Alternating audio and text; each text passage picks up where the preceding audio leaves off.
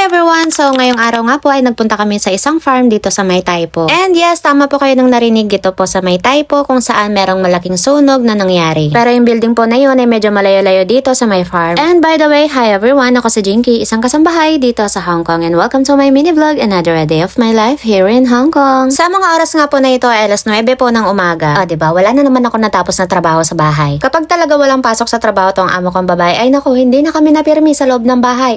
And dito nga po ay nasa Taypo Station na kami at inaantay namin yung kaibigan ng amo ko. At sila nga po yung makakasama namin papuntang farm. And dito na nga rin yung napag-usapan nila na meeting place. So syempre, eto ang Jinky nyo, nagpapabebe mo na. Uy, charot. O tapos etong alaga ko, nagmumukha ng Santa Claus sa kapal ng damit. Fast forward nga po ay nasa biyahe na kami, sakay ng minibus at eto nga po yung building na sinasabi kong nasunog dito sa May Taypo. Hindi ko nga yan napansin nung una at yung amo ko lang na babae ang nagsabi sa akin. Kapag pala nakita mo tong building na to ng malapitan ay talaga namang mangingilabot ka. Bigla ko tuloy na alala yung mga kababayan natin na nasaktan at namatay dahil dito sa sunog. Anyway, bahala na si Lord sa kanila. After nga po ng ilang minuto ay nakarating na nga kami dito sa may location at ito nga ang Butterfly Valley. Dalawa nga po yan, yung isa nga po ay Cinderella Farm pero dun po kami sa may Butterfly Garden pupunta. At yung mga naglalakad nga po ay yung amo ko at yung kaibigan niya at yung katulong po ng kaibigan niya ay nandun na sa may unahan. Parang ako lang din na pag naglalakad hindi ko na kailangan antayin yung mga amo ko. Like, bahala kayo dyan. Charot. Etong mga nadadaanan nga po natin ng mga poster na yan ay yan yung mga nasa loob na pwede nating puntahan, makita at pwedeng gawin. So nakarating na nga po kami ng entrance at syempre kailangan ng ticket kaya naman kailangan bumili ng mga amo namin. At ang bilihan nga po ng ticket ay dito sa may Cinderella Farm. Kung may mga alaga kayong mga bata ay pwede nyo tong isuggest sa mga amo ninyo. Ay for sure hindi lang yung alaga ninyo ang mag-e-enjoy dahil pati kayo ay mag-e-enjoy rin. Habang bumibili nga ng ticket yung mga amo namin ay tignan nyo naman tong alaga ko nag-aantay ng balon galing kay Santa Claus. Pero teka, parang pumayat si Santa Claus. Nag-diet siguro to.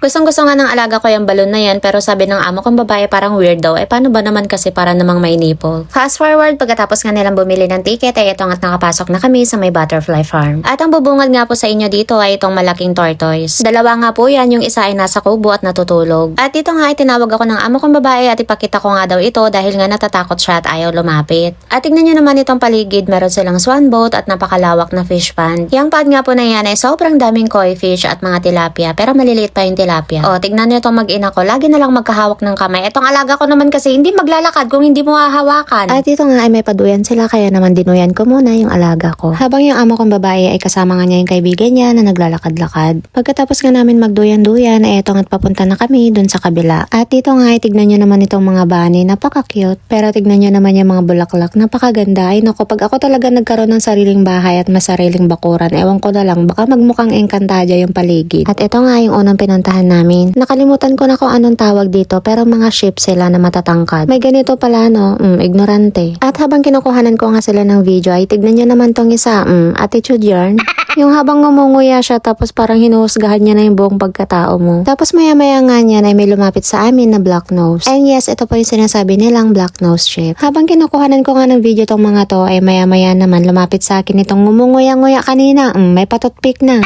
Ayun, alpaca pala yung tawag sa kanila. O, tignan niyo yung alaga ko, nagpapakain na. Nung una nga ay takot na takot siyang pakainin pero nung natry naman na niya, ito nga't nawiwili na. So, syempre, hindi tayo magpapahuli, kailangan meron din tayong video dito. Charot! Tapos dito nga po sa may maliit na pan na to ay merong 6 na pagong. Etong isa nga ay papalapit pa sa akin, parang gustong magpa-rescue. Hoy, charot! Pagkatapos nga namin magpakain dun sa may mga sheep ay ito nga't pupunta kami ng garden. At kita nyo naman tirik na tirik yung init pero yung hangin nga ay kasing lamig ng jowa mo. Uy, ala joke lang. Pag nakakakita talaga ako ng mga ganito, yung mga bulaklak, yung mga garden, ay gustong gusto ko talaga. At tignan nyo naman tong entrance na to na may bougainvillea, o diba? Napakaganda. And dito nga sa may bandang gilid ay meron nga siyang pa-lighthouse. Kaya ko nga rin nasabi na kung may alaga kayong bata ay pwede nyo tong isuggest sa mga amo ninyo dahil tignan nyo naman may mga palaruan pa ng bata. At sa unahan nga po nito ay meron silang slide. At dito nga sa may bandang taas niya ay meron silang net tunnel. Sobrang haba nga nito at talaga namang ma-exercise yung mga alaga ninyo at pwede rin kayo dyan sa loob dahil tignan nyo naman hanggang dun sa may dulo. At sa ilalim nga niya ay meron din silang mga paduyan. At ito nga ay nakita ko nga ito. Alam niyo yung nilalaro ng mga daga na inaalagaan. So ito yun, itatry natin. O diba, habang busy yung mag-ina ko, eto't naglalaro din ako.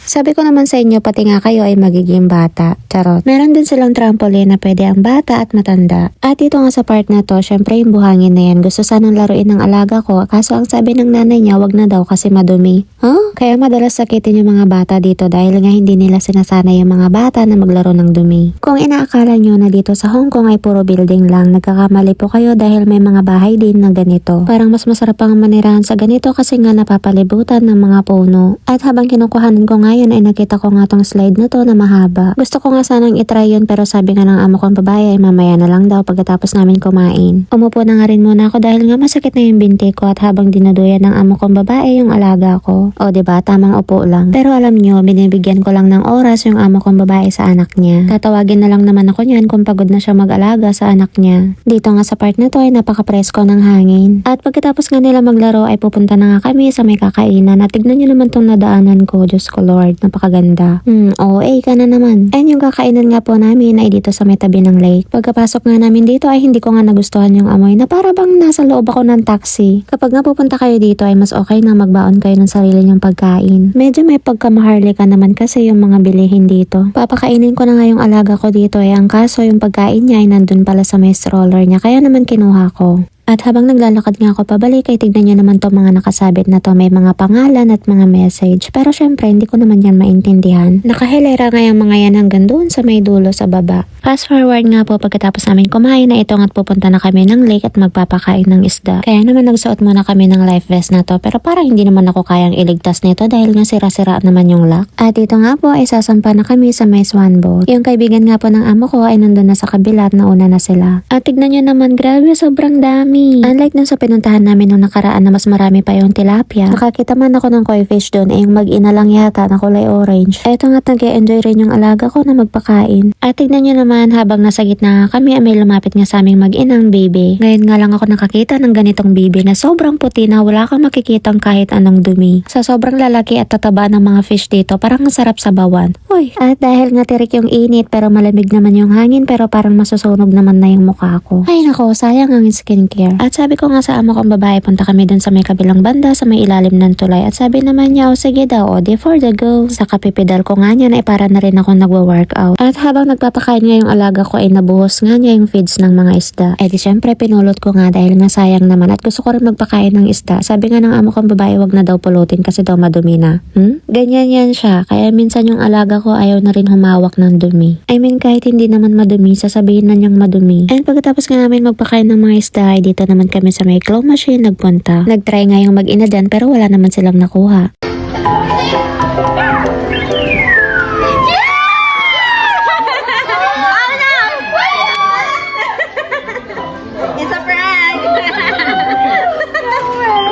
Dito nga ay sumubok din yung kaibigan ng amo ko at akala nga namin na makukuha nila yung isa ay yun naman pala ay hindi, it's a prank. Pero pangalawa na sana yun dahil nga may nakuha na silang isa kanina. At habang naglalaro nga sila doon ay naisipan kong pumunta dito sa may guinea pig hamster. At tignan nyo naman tong isa nagpapapansin at napaka-cute. Ang dami nga nila dito banda at yung karamihan nga dito ay mga baby pa. Maya-maya nga rin ay sumunod na yung amo ko at yung kaibigan niya. O, tignan nyo yung alaga ko, may pahaypayan siya. Kala mo hindi natatakot. Binunutan ko nga siya ng mga dahon ng damo dyan para may maipakain siya. And mabuti na lang at mukha namang nag-e-enjoy. Pagkatapos naman namin doon ay bumalik na kami sa may harapan dahil nga maya-maya ay uuwi na rin kami. At habang nagduduyan nga ako dito ay nag-uusap naman kami nung kasambahay ng kaibigan ng amo ko. Habang yung mga amo namin ay ayun nga busy makipaglaro sa mga anak nila. O diba, saan ka pa? Hong Kong na. Charot. So inabot din kami ng maghapon dito, mga bandang alas 4 na nga ito ng hapon. At ito nga't pauwi na kami kaya naman hanggang dito na lang and thank you for watching. Please follow for more. Salamat!